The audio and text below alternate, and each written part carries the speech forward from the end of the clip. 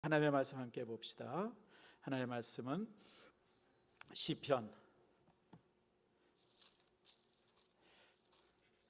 46편 우리 1절에서 우리 11절 말씀까지 찾으셨죠? 우리 교독합니다. 하나님의 우리의 피난처시여 힘이시니 환난 중에 만날 큰 도움이시라. 바닷물이 솟아나고 뛰놀든지 그것이 넘침으로 산이 흔들릴지라도 우리는 두려워하지 아니하리로다.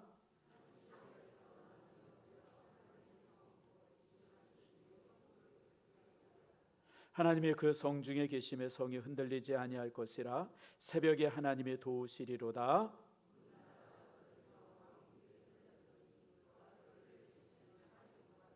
만군의 여호와께서 우리와 함께 하시니 야곱의 하나님은 우리의 피난처시로다.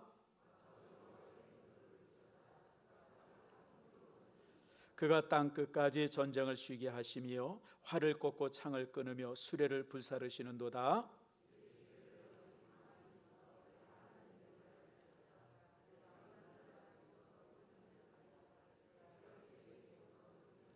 함께 읽습니다. 만군의 여호와께서 우리와 함께 하시니 야곱의 하나님은 우리의 피난처시로다. 아멘. 기도합시다. 하나님 감사합니다. 주께서 사랑하셔서 오늘 귀하게 아버지 앞에 찬양하며 또 귀한 말씀을 함께 나눕니다. 아버지 하나님, 참으로 하나님께서 이 땅, 이 세상의 모든 것이 창조주이시며 다스리심을 다시 한번 확인합니다. 아버지, 우리가 불안에 떨거나 걱정하지 아니하고 주 안에서 단단하게 든든하게 세워져서 우리가 이기고 승리하는 저희들 되게 해 주시옵소서. 오늘 말씀을 통해서 우리에게 하나님께서 힘을 주시고 용기를 주시고 또 아버지 하나님 이길 수 있는 놀라운 능력을 우리에게 허락하셔서 아버지 말씀이 우리에게 권세가 되고 말씀이 우리에게 힘이 되고 능력이 되어서 아버지 이 땅의 모든 어려움을 이기고 승리하는 저희들 모두가 되도록 하나님이 역사해 주시옵소서. 아버지 하나님, 온 세계가 불안에 떱니다. 그러나 하나님은 이 나라를 붙들어 주심을 믿습니다. 우리가 견고하게 붙듦을 받는 저희들 모두가 되도록 인도하시옵소서. 감사드리고 말씀 위에 살아계신 하나님께서 그리스도께서 역사하시기를 소망하며 예수님의 이름으로 기도드립니다. 아멘. 요즘 신문을 보거나 또 TV를 보면 연일 나오는 뉴스의 80%가 코로나 바이러스죠. 저도 이렇게 보면서 이게 언제까지 이렇게 되려나 참 걱정이 태산 같습니다. 요즘에 또 이제 그 미국이 또 이제 요즘에 막 이제 폭동이 일어나가지고 참 미국이 정말 이렇게 심각해지는 걸 보게 되어지죠. 단순히 코로나 바이러스보다 더 무서운 절망 또 불안 이런 것 때문에 그런 이제 폭동이 주어지고 또 그런 모습을 보면서 참 인간이 얼마나 나약한가, 인간의 제도라는 것이 얼마나 참 보잘것없나라고 하는 것을 보게 됩니다.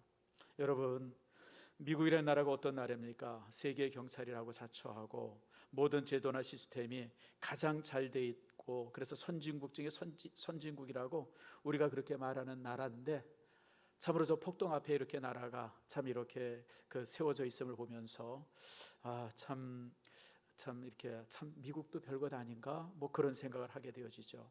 그러나 여러분, 이 절망 앞에 그리고 이 그 불안 앞에 견고히 설 수 있는 사람도 없고 여러분 나라도 없습니다. 화요일 날인가 제가 참 신문을 보면서 참 가슴 아픈 사진을 하나 봤어요. 여러분 다 보신 것 같아요. 보셨을 거예요. 그 이제 인도에 어떤 어린아이 하나가 그 어머님의 그 요람을 막 이렇게 흔드는 그런 그 사진이죠. 여러분 보셨죠? 어머니가 굶어 죽었어요. 그 이렇게 그 행거, 그러니까 이제 그런데 이렇게 그러니까 이 아이가 엄마가 누워 있 이렇게 잠자는 줄 알고 막 깨는 거를 흔들어서 깨우는 것을 이제 사진으로 찍어서 신문에 실린 걸 봤어요. 지금 코로나 바이러스로 인해서 죽는 사람들보다 굶어 죽는 사람들의 숫자가 더 많을 정도로 특별히 제3세계는 심각합니다. 특별히 여러분, 인도 같은 나라는 그 이제 인도는 카스트 제도가 있잖아요. 제일 높은 데 브라만, 그다음에 이제 크사트리아, 그다음에 이제 바이사, 수드라. 근데 이 네 계급이 아니라 네 계급 밑에 있는 계급이 있어요. 그게 뭐냐? 불가촉 천민이에요. 불가촉이라는 것은 이렇게 손으로 만지면 안 되는 사람들이에요. 그러니까 그 사람들은 그냥 뭐 정말 존재 자체가 없는 사람들이죠. 이 사람들은 하루 벌어서 하루 먹는 사람들인데 이제 일거리가 떨어져가지고 2달, 3달씩 일거리가 떨어지니까 너무너무 심각한 거예요. 굶어 죽는 사람들의 숫자가. 그러니까 이 사람들이 또 이제 고향으로 돌아가지 않습니까? 고향이라는 데가 바로 이웃이 아니라 뭐 400km, 500km, 무슨 1000km 이런 데 고향으로 돌아가야 되는데 이게 뭐 돈이 있어야죠. 그러니까 걸어가다가 길에서 죽는 사람들의 숫자들, 이런 걸 보면서 참 우리 인간이 얼마나 허약하고 보잘것없나. 여러분, 바이러스라고 하는 균은 생명체가 있는 존재 중에서 가장 작은 겁니다. 정말 눈으로도 확인할 수 없고, 그래서 현미경을 통해서는 간신히 보아지는 그런 보잘것없는 건데, 이 바이러스 하나 때문에 그냥 온 세계가 정말 올 스톱이 되어졌어요. 지금까지 이룬 모든 문명이나 제도나 이런 것들이 그냥 지금 다 망가져 가고 있어요. 근데 문제는 뭐냐면 이것이 하루 이틀 뭐 몇 달 지나면 그칠 수 있다라고 하는 희망이 있으면 되는데, 여러분 사실 희망보다 절망이 더 크죠. 왜요? 올 겨울 되어지면 더 심해질 거라고 하는 예측이 있어요. 그리고 백신이 나온다고 다 되어지는 게 아니죠. 지금 여러분 이 바이러스 질병이라는 게 예전에는 이게 순환 주기가 있었습니다. 보통 8년, 10년에 한 번씩 다가오고 이런 게 있었거든요. 메르스가 그랬고, 그래서 한 번 그렇게 있다가 한 6, 7년 있다가 또 나오게 됐는데 이 주기가 점점 짧아지는 거예요. 3년 만에, 4년 만에. 그러니까 코로나 바이러스를 치료하는 치료제가 나왔다, 백신이 나왔다 그러면 또 새로운 게 나오는 거예요. 정말 감당할 수 없는 이런 혼란이 이제 우리 속에 이제 닥쳐지고 있죠. 참 이런 상황 앞에서 우리가 어떻게 해야 될까라고 하는 것이 참 이제 어려운 일입니다. 자, 오늘 시인은 이렇게 말합니다. 자, 우리 1절 말씀 한번 읽어봅시다. 자, 1절 한번 우리가 큰 목소리 있습니다. 시작. 하나님은 우리의 피난처시요 힘이시니 환난 중에 만날 큰 도움이시라. 아멘. 여러분 이 1절 말씀을 읽으면서 마음에 떨림이 있습니까? 가슴에 떨림이 있습니까? 있어야 돼요. 그게 믿음입니다. 자, 우리 2절과 3절 말씀을 다시 한번 읽읍시다. 시작. 그러므로 땅이 벼라든지 산이 흔들려 바다 가운데 빠지든지 바닷물이 솟아나고 뛰놀든지 그것이 넘침으로 산이 흔들지라도 우리는 두려워하지 아니하리로다. 아멘. 여러분, 산이 떨려요. 바다가 그냥 막 넘쳐 흘러요. 그 땅이 그냥 갈라져요. 이런 상황 앞에서 우리 사람이 할 수 있는 것은 아무것도 없어요. 아무것도 없어요. 제 친구가 벌써 한 10여 년 훨씬 넘었죠. LA에 지진이 있을 때 그 LA에 있었대요. 아래랑 같이 이제 호텔에 이렇게 앉아 있는데 갑자기 건물이 막 흔들리더니 눈앞에 있던 장이 막 걸어서 일로 오더래요. 여러분 얼마나 놀랐겠어요. 이게 뒤뚱뒤뚱하면서 이 장이 이쪽으로 이렇게 다가오는 거예요. 아내가 그 일 때문에 몇 년 동안 그렇게 힘들었다 그래요. 그러니 여러분들, 그런 상황이 들이닥치면 사람이 할 수 있는 게 아무것도 없어요. 지금 여러분 코로나 바이러스로 인해 가지고 우리 질병본부라든지 국가에서 막 애를 쓰지만 정말 국민들의 협조로 인해서 요만큼 되어지긴 하지만 이게 잡을 수 있는 게 아닌 것 같아요. 점점 확진자들이 늘어나고 뭐 점점 여름이 되어지니까 사람들이 더 가까이 하게 되어지고, 우리나라는 그래도 어느 정도 잡혔나 싶은데 주변의 국가들을 바라보면 이건 뭐 말도 아니잖아요. 지금 4천만의 환자가 있다고 그러는데 여러분 올 가을 되어지고 겨울 되어지면 이 4천만이 4억이 될 수 있고 4억이 40억이 될 수도 있는 그런 상황 앞에 우리가 지금 처해 있어요. 참 우리가 이런 절망적이고 정말 이렇게 불안한 상태 속에 있는데 오늘 시인은 이렇게 말합니다. 산이 무너지고 바다가 갈라지고 땅이 갈라지고 엄청난 재앙이 와도 난 두렵지 않습니다. 오늘 시인은 이렇게 고백하고 있습니다. 여러분, 이게 믿음입니다. 사실 우리가 코로나 바이러스가 들이닥치는 거 두렵죠. 여러분 안 두려운 사람이 어디 있어요? 저도 굉장히 두렵습니다. 솔직하게 얘기할게요. 저는 제가 병에 걸린다는 것이 두려운 게 아니라 혹시 우리 교회 안에 확진자가 생기면 어떻게 하나, 난 그게 너무너무 두려워요. 사실 새벽마다 그 두려움 때문에 제가 하나님 앞에 기도하고 있고요. 또 이제 여러분들도 같은 줄 알아요. 여러분들 혹시나 이것이 점점 더 퍼져가지고 우리 교회가 성도들이, 특별히 우리 교회는 그래도 성도들이 나름대로 훈련이 잘 돼 있어서 거의 지금 이게 70% 80% 이렇게 출석이 되어지는데, 지금 개척교회는 우리 노예 안에 50명 미만의 개척교회가 절반이 넘는데 거기는 거의 예배가 스톱되고 있어요. 그냥 그런 소식을 전해 듣고, 특별히 이제 또 제가 좋아하는 후배가 하나 있는데, 이 친구는 이제 군대 목회를 하는데 부대 안에서 들어오지를 못하게 하는 거예요. 아이들이 그러니까 그냥 그 군대 안에서 목회하던 교회가 그냥 완전히 올스톱이 된 거예요. 들어가지도 못하고 예배드리는, 이걸 벌써 3달 4달째예요. 얼마나 두려워요, 여러분. 솔직히 걱정이 너무너무 돼요. 근데 이렇게 걱정이 되고 두렵고 막 그렇지만, 그러나 여러분, 이 두려움 앞에서 우리가 견딜 수 있는 것이 뭐냐면, 모든 두려움을 이기고 모든 환난을 이길 수 있는 하나님이 우리와 함께 한다고, 이 사실 때문에 우리가 견디고 이기는 거예요. 거기서 우리가 희망을 갖는 거죠. 오늘 우리가 찬송을 부르지 않았습니까? 여러분, 우리가 불렀던 내주는 강한 성이여, 이 찬송을 누가 만든 찬송이냐면, 이게 마틴 루터, 종교개혁자 마틴 루터가 지은 찬송이에요. 마틴 루터는 그 당시 500년 전에 종교개혁을 할 때에 저가 맞선 사람이 천주교라고 유럽 전체를 지배하고 있었던 종교였었어요. 일개 수도사가, 보잘것없는 수도사가 이 유럽 전체를 지배하고 있는 천주교와 맞서 싸운다고 하는 것은, 이거는 섭을 지고 불에 뛰어드는 것과 똑같았습니다. 도저히 상대가 되지 않는 골리앗 앞에 선 다윗과 같은 그런 모습이었었어요. 그런데 왕이 불러요. 재판하겠다고 불러요. 이러니 여러분 얼마나 두렵겠어요. 이런 두려움 속에 있던 마틴 루터가 시편 46편 찬송, 이 시편을 읽으면서 그가 용기를 얻고 그가 지은 찬송이 내 주는 강한 성이요, 이 찬송인 겁니다.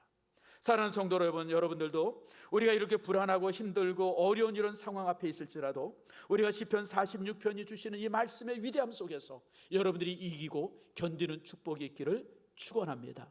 산이 무너지고 바다가 그냥 넘쳐 흐르고 땅이 갈라진다 할지라도 하나님이 나와 함께 하시고 주님께서 나의 피난처가 되심으로 내가 두려워하지 않습니다.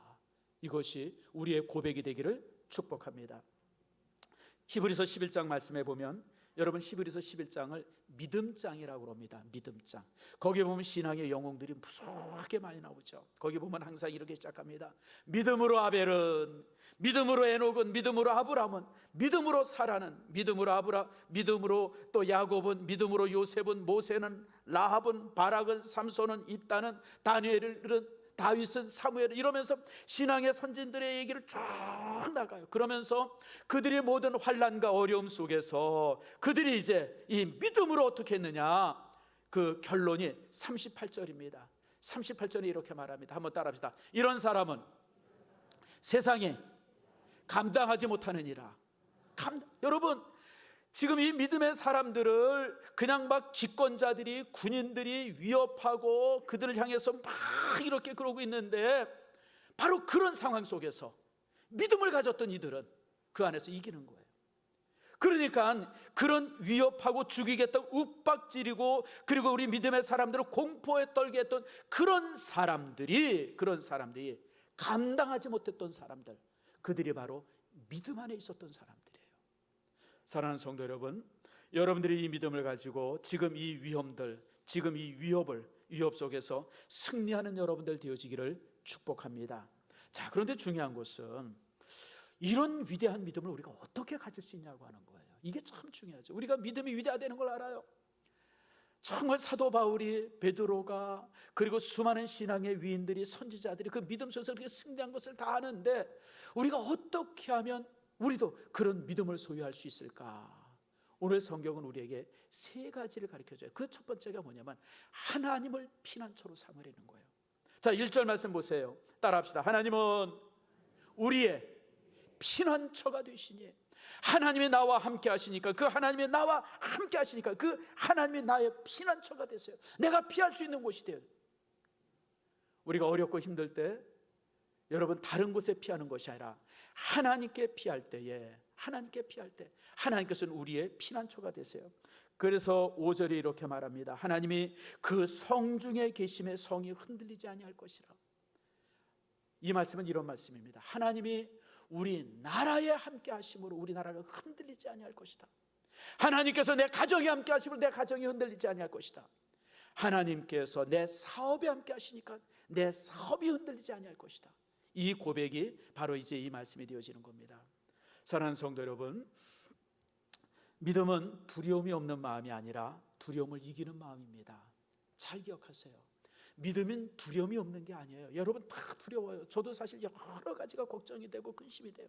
그런데 이런 근심과 걱정과 고민과 불안이 있지만, 그러나 우리가 믿음 안에서 이 모든 불안과 걱정을 넘어설 수 있어요. 이길 수 있어요. 그게 바로 믿음이에요. 제가 참 좋아하는 말씀이 하나 있습니다. 이사야서 41장 10절 말씀인데요. 제가 이제 병자를 이렇게 신방하거나 그럴 때 항상 제가 이 말씀을 가지고 위로합니다. 우리 한번 같이 읽어봅시다. 시작. 두려워하지 말라, 내가 너와 함께함이라. 놀라지 말라, 나는 네 하나님이 됨이니라. 너를 굳세게 하리라. 참으로 너를 도와주리라. 참으로 나의 의로운 오른손으로 너를 붙들리라. 여러분, 우리가 환난이나 어려움이 오면 굉장히 두렵죠. 여러분, 두려워하지 않을 수 있는 사람이 어디 있어요? 지금 그 코로나 바이러스 사태에서 두려움이 없는 사람이 없어요.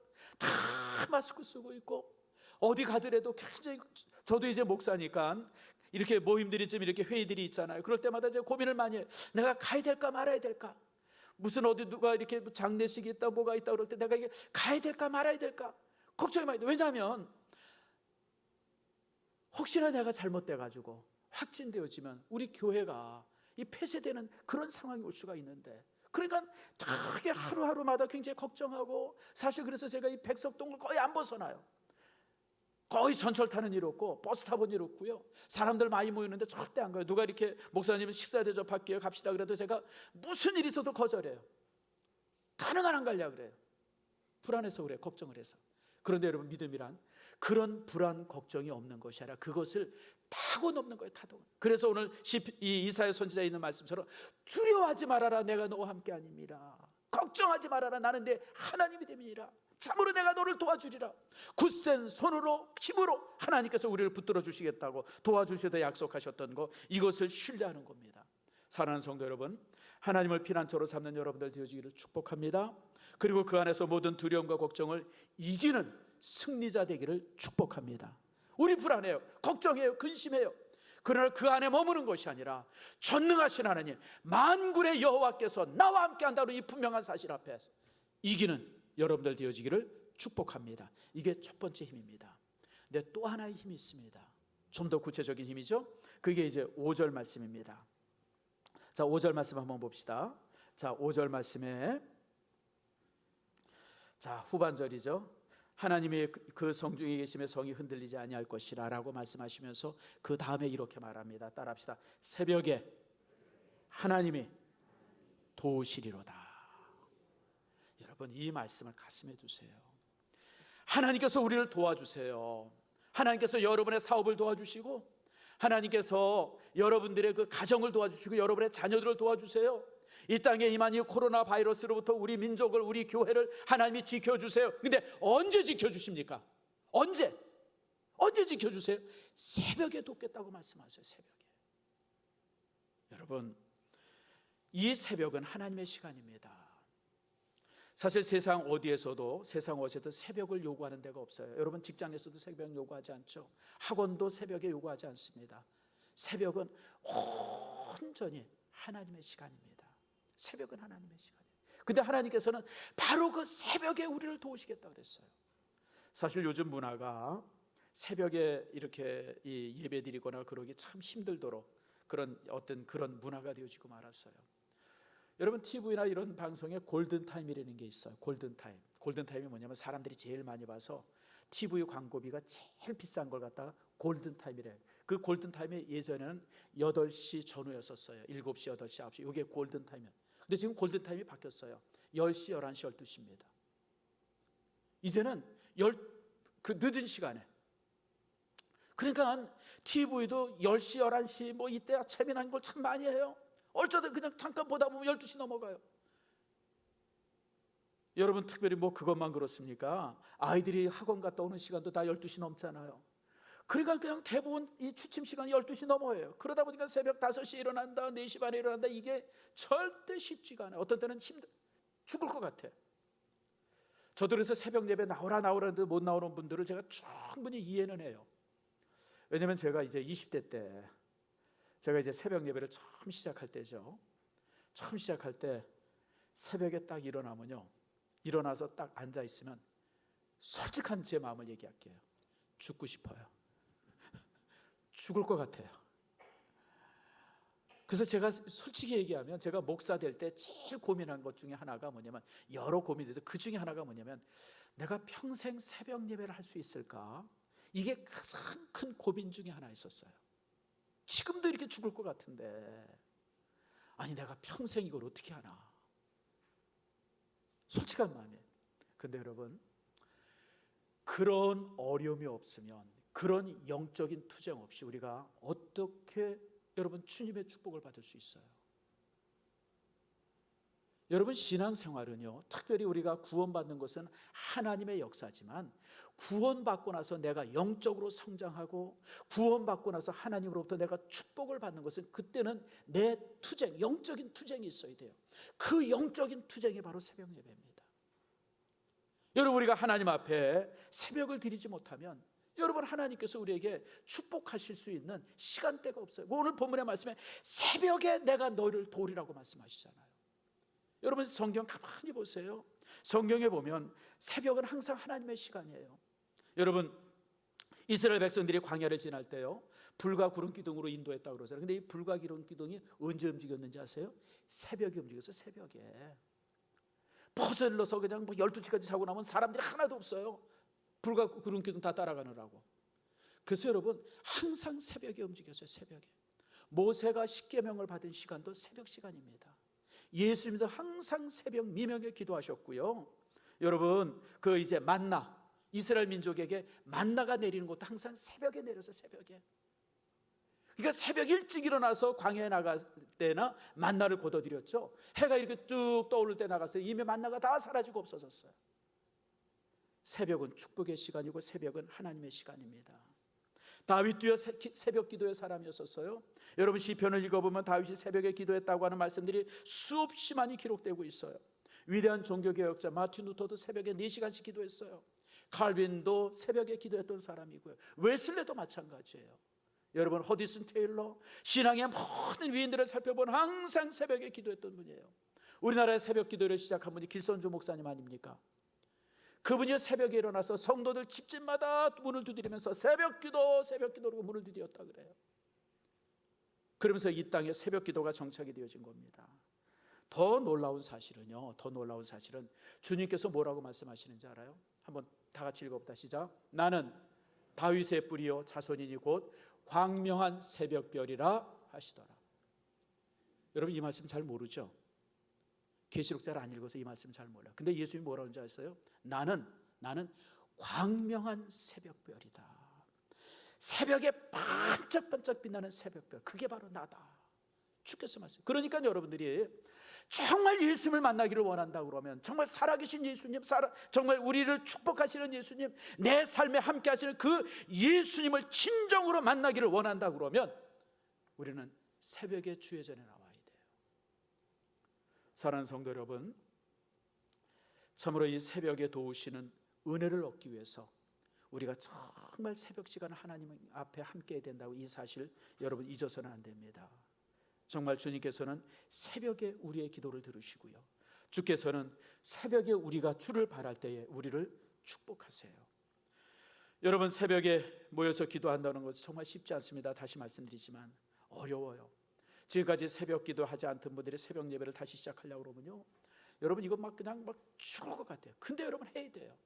왜냐하면 그 시간이 축복의 시간이고 그 시간이 예수님을 만나는 시간이에요. 여러분들, 예수님은 새벽에 광명한 새벽별이라고 말씀하셨어요. 그분을 만나기 위해서 우리가 이제 새벽에 나와야 합니다. 사랑하는 성도 여러분, 지금까지 여러분들이 새벽 기도 함께 하지 못했다 그러면 이제부터 시작하세요. 우리 교회는 새벽 기도가 3번 있어요. 5시에 한 번 있고 6시에 있고 7시에 있습니다. 왜 3번씩 새벽 기도를 할까요? 목사들이 할 일이 없어서 그래요? 쉬는 시간이 아니에요. 여러분들, 저는 어떻게 해서든지 여러분들이 새벽에 기도할 수 있는 시간을 갖게 하시려고 그래요. 혹시 여러분들 중에서 목사님 8시에 새벽 기도했으면 좋겠습니다, 그러면 제가 8시에 새벽 기도 만들 겁니다. 한 사람이라도 그런 분이 있다 그러면 제가 할 거예요. 왜요? 교회는 그런 곳이기 때문에 그래요. 사랑하는 성도 여러분, 여러분들 모두가 새벽에 나와서 정말 새벽에 주 앞에 기도할 수 있는 놀라운, 그리고 그 새벽 기도를 통해서 여러분들이 정말 복 받기를 원해요. 대한민국이 이만큼 되어진 게 뭐 때문에 되어졌을까요? 여러분, 새벽 기도입니다. 보통 이제 2차 대전이 끝나고 나서 2차 대전 전에 선진국이었던 나라가 2차 대전이 끝나고 나서 다 선진국이 됩니다. 2차 대전 전에 후진국이나 중진국이었던 나라가 2차 대전 끝나고 나서 선진국이 된 나라는 딱 한 나라밖에 없어요. 그게 대한민국입니다.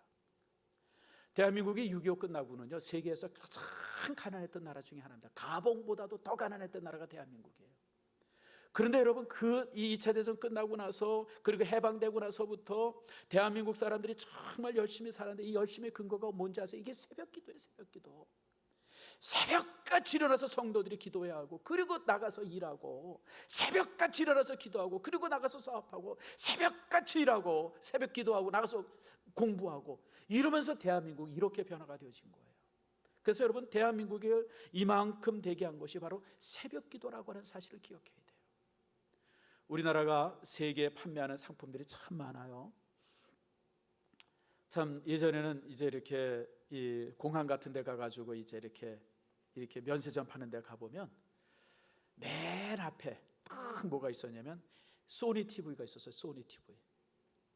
그리고 옆에 파나소닉 있었고, 또 사뇨 있었고, 그리고 삼성 어디 있나 찾아보면 저 구석에 삼성 TV 있고, 저 구석에 LG TV 있었어요. 근데 여러분, 10여 년 전부터 확 바뀌었어요. 가전제품 파는 데 가보면 맨 앞에 삼성 게 딱 있어요. LG 게 있든지. 그리고 소니 거 어디 있나 보면 저 구석에가 있어요.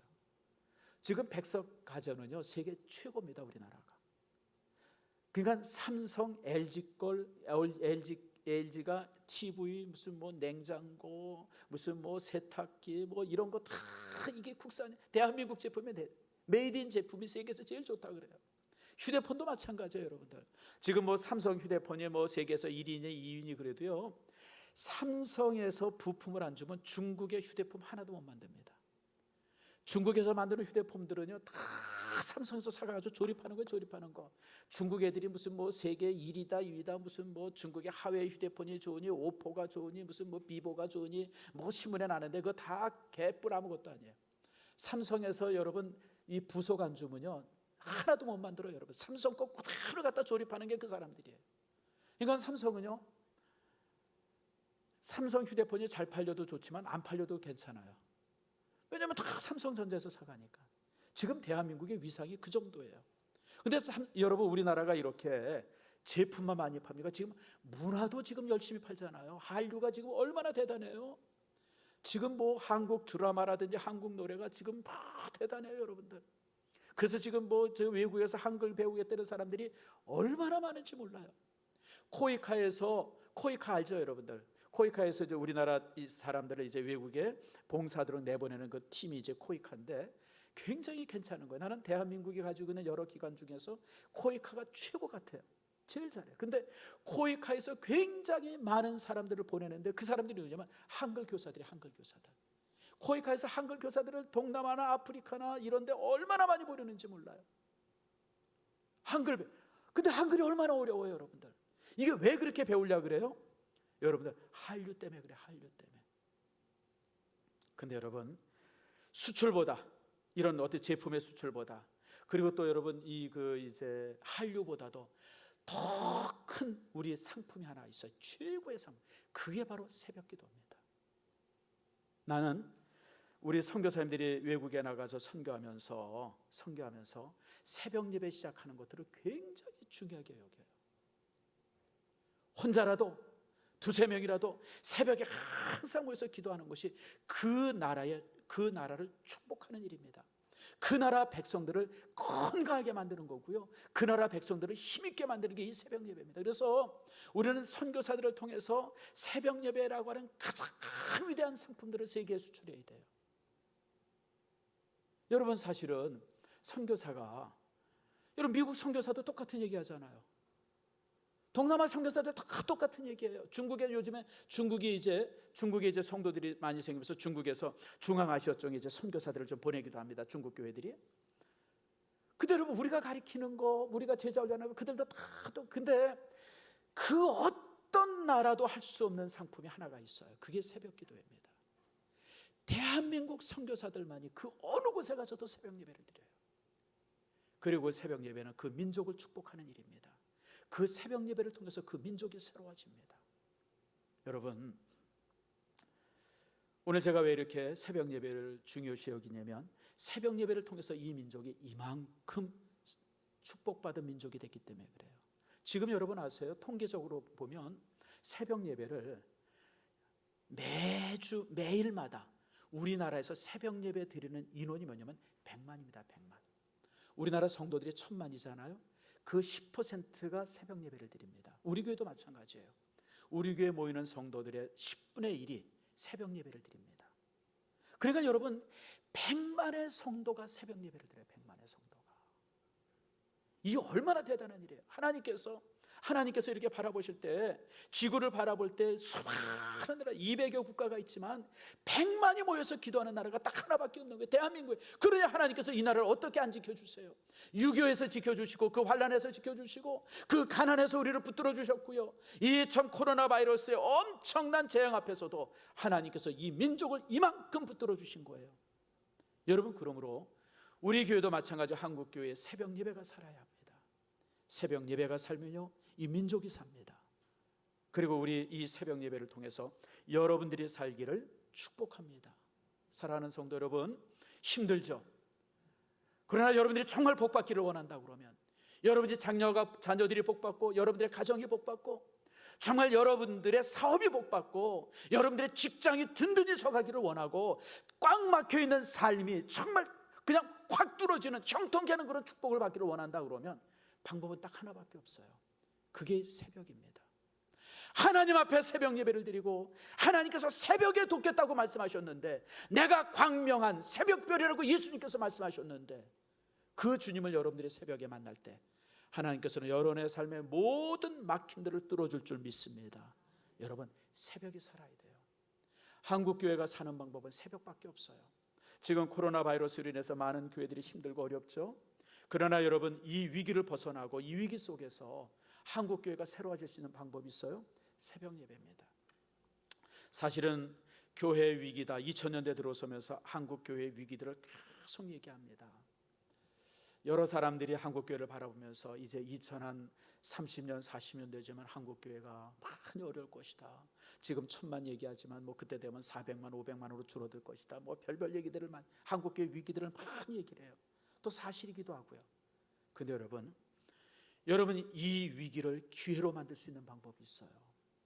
우리가 한국교회 전체가 지금 막 그냥 예배가 정지되어지고 이래가지고 막 불안하고 막 걱정이 되지만 이것을 벗어날 수 있는 방법이 하나 있어요. 그게 바로 뭐냐면 새벽 예배예요. 새벽 예배. 성도들이 다시 한번 힘을 내서 새벽을 뜨겁게 채우면, 새벽에 하나님 앞에 부르짖기 시작하면 여러분 이 위기는 한국교회의 기회가 될 줄 믿습니다. 여러분 이것을 여러분 가만히 고민해 보세요. 이게 교회 이 국가나 이런 데서 교회 예배드리지 못하게 하고 막 이러면서 그냥 거기에 편승해 가지고 우리가 막 그냥 쫄아들고 아무것도 못하고 그러면요, 진짜 한국교회는요 2021년 2022년 되어지면 1000만의 성도가 500만으로 줄을 수 있어요. 진짜 그렇습니다. 지금 개척교회는 지금 거의 지금 문 닫고 있잖아요. 여러분들 예배 못 드리고 있잖아요. 근데 여러분 지금 이 위기인데, 엄청난 위기인데, 이 위기를 벗어나서, 그리고 이 위기를 벗어나서 한국교회가 1000만의 성도가 1200만 되고 1500만 되고 2000만 될 수 있는 방법이 있어요. 뭔지 아세요? 새벽 기도입니다. 전 성도들이, 한국교회 모든 성도들이 새벽에 나와서 부르짖고 기도하면 하나님께서 이 코로나 바이러스도 벗겨주실 뿐 아니라 한국교회의 위대한 부흥을 가져다 줄 줄 믿습니다. 여러분 그래요. 여러분들 한국 사회가 그랬어요. 여러분 한국 사회가 제일 어려웠을 때가 언제예요? 6.25 때 아닙니까? 그 6.25 전쟁 때 그렇게 그냥 막 인민군을 몰라오고 그랬을 때, 여러분 실제 그 부산으로 피난 갔던 수없이 많은 목사님들이 그 고려 신학교 강당에 모여서 그냥 철야 기도하고 밤새 기도하고 새벽 기도하고 그렇게 기도했어요. 그렇게 기도함으로써 이 낙동강 지역에 딱 여러분 멈춰진 거예요. 그리고 기도할 때 유엔군 파병이 결정되어진 거예요. 기도가 이 나라를 살렸어요. 이 나라가 가장 혼란스러울 때가 언제입니까? 70년대 80년대. 여러분 그때 얼마나 우리가 기도했어요. 새벽 예배 때 여러분들이 다 그랬던 분 아닙니까? 그때 그 위기를 벗어나서 이 나라가 이만큼 됐어요. 2000년 들어서면서부터 교회가 조금 나태해지기 시작해서 힘을 잃기 시작했어요. 근데 여러분 다시 우리가 일어설 수 있는 길이 있어요. 새벽 예배입니다. 여러분들 이제로부터 이 민족을 위해서, 교회를 위해서, 여러분 가정을 위해서, 자신을 위해서 새벽을 깨우는 축복이 여러분 속에 있기를 축복합니다. 새벽을 깨워야 돼요. 하나님께서 새벽에 돕겠다 그랬는데, 하나님께서 새벽에 돕겠다 그랬는데, 새벽에 그 돕겠다는 그 주님이 계신 그 시간에 주의 전에 나와야지. 그래야 여러분들이 복을 받지. 그렇지 않겠어요, 여러분들? 새벽을 깨우는 축복 힘들죠. 어떻게 여러분 저절로 복 받기를 어떻게 원해요, 여러분들? 하나님께서 땀 흘리고 애쓰고 기도로 정말 그럴 때 하나님께서 우리에게 복을 주기 시작합니다. 여러분 그 은혜가 있기를 바랍니다. 그리고 이제 10절에 이렇게 말합니다. 10절 말씀 봅시다. 그러고 나면 하나님께서 우리에게 이렇게 말씀하십니다. 10절 따라합시다. 너희는 가만히 있어 내가 하나님됨을 알지어다. 여러분들이 하나님을 온전히 피난처로 삼고 주님 앞에 새벽에 기도하면 그때는 가만히 있으면서 주께서 어떻게 하시는지 확인하려는 거예요. 참으로 예수님께서, 참으로 하나님께서, 만군의 하나님께서 우리를 도우시나 안 도우시나 직접 눈으로 확인하려는 거예요. 하나님이 진짜 우리 안에 역사하시는지를 확인하려는 겁니다. 그래서 뭐라 그래? 가만히 있어 내가 하나님됨을 알지어다. 사랑하는 성도 여러분, 참아 기다리면서 우리가 하나님께서 우리에게 역사하시는 것을 기대하면서 바라봐야 돼요. 여러분 가만히 있으라는 것은 오직 하나님만 바라보려는 거예요. 가만히 있으라는 것은 기도하면서 기다리려는 거예요. 가만히 있으라는 것은 하나님께 목숨을 걸려는 거예요. 여러분들 주님 앞에 새벽에 정말 목숨을 걸면서 주 앞에 기도할 때 하나님께서 우리의 삶에 놀라운 축복을 주실 겁니다. 그러면서 9절에 이렇게 말씀합니다. 자, 9절 말씀 같이 한번 읽읍시다. 시작. 그가 땅끝까지 전쟁을 쉬게 하시며 활을 꺾고 창을 끊으며 수레를 불사르시는도다. 결국 하나님이 하세요. 결국 하나님이 하세요. 여러분 히스기야가 하나님 앞에 정말 랍사게가 보낸 편지를 펴놓고 밤새 기도할 때 드디어 하나님께서 그 새벽에 역사하세요. 그래가지고 아수르 군대가 18만 5천 명이 예루살렘을 핑 둘러 있었는데 그 새벽에 하나님께서 그 18만 5천 명의 아수르 군대를 전멸을 시킵니다. 전멸을 시켜요. 하나님께서 히스기야가 기도를 했더니 그렇게 역사하셨어요. 여러분 우리 주변을 둘러싸고 있는 환경이 아무리 어렵고 힘들지라도 우리가 주를 향해서 기도하고 정말 히스기야는 기도할 것밖에 없었어요. 기도할 것. 군인도 없었고 무기도 없었고 아무것도 없으니까 하나님께서 그 랍사게에게 보낸 그 위협의 편지를 펴놓고 하나님 앞에 무릎 꿇고 기도할 때 하나님께서 새벽에 역사하신 거예요. 지금 우리의 상황이 얼마나 어렵고 힘듭니까? 여러분의 개인적인 삶도 힘들잖아요. 이럴 때 우리의 삶을 하나님 앞에 펴놓고 새벽에 기도하세요. 하나님께서 새벽에 돕겠다고 말씀하셨어요. 그럴 때 하나님께서는 여러분을 정말 놀라운 모습으로 회복시키십니다. 오늘 있는 말씀처럼 땅 끝에서 전쟁을 쉬게 하시고 창을 끊고 활을 꺾고 수레를 불살라요. 우리 속에 임한 모든 환난을 주님께서 벗겨주실 줄 믿습니다. 여러분 이 축복이 이 놀라운 역사를 우리가 정말 이번 기회에 체험하는 정말 참으로 하나님의 살아계신 거예요. 여러분 이 우한 바이러스 사태가 지나가면서 여러분의 고백이 있어야 돼요. 고백이 무슨 고백이 있어야 되는지 아세요? 정말 하나님이 우리와 함께 하시는구나. 하나님이 정말 살아계시는구나.